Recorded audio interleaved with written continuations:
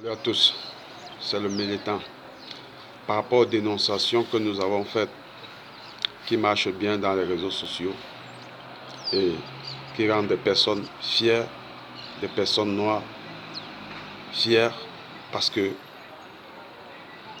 nous réussissons à jouer notre rôle, c'est-à-dire dénoncer tout ce qui se dit très bas, nous le disons ça, nous le disons très haut. Des milliers de personnes nous ont appelés pour nous demander est-ce que la France ne traite pas bien les Africains, est-ce que la France ne traite pas bien les Noirs. Je dis, je vous répète, la France n'a jamais aimé l'Afrique, la France n'a jamais aimé les Noirs. Tout ce que la France fait, elle ne sauvegarde que ses intérêts, elle ne pense qu'à elle.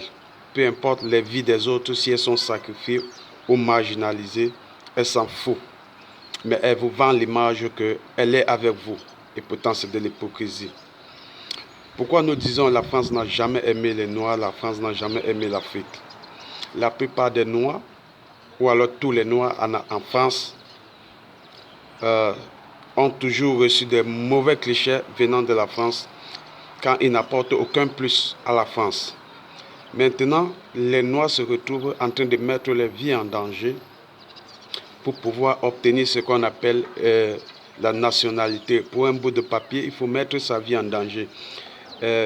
Bacheli de Hypercacher est une victime vivante. Il a fallu qu'il mette sa vie en danger pour qu'il soit reconnu par François Hollande.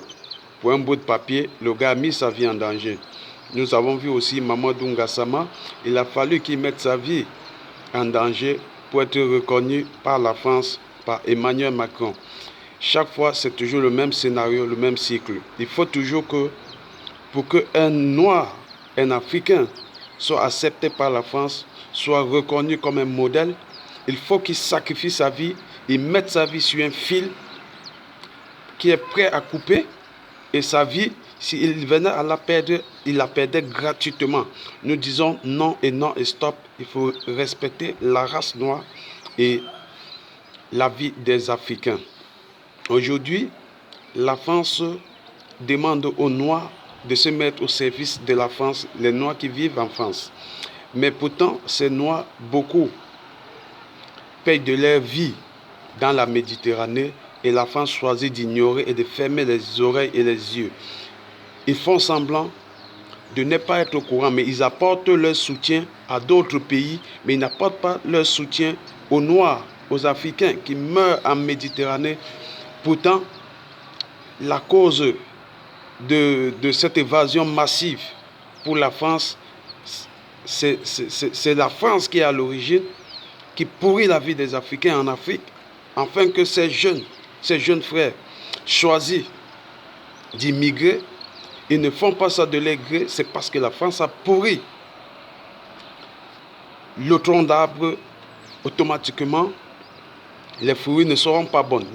Les gars choisissent d'immigrer et beaucoup perdent leur vie en cours de route, que ce soit au désert de Sahara, que ce soit en Méditerranée, et la France est bel et bien au courant. Mais pour ceux qui réussissent à arriver sur le territoire français, la France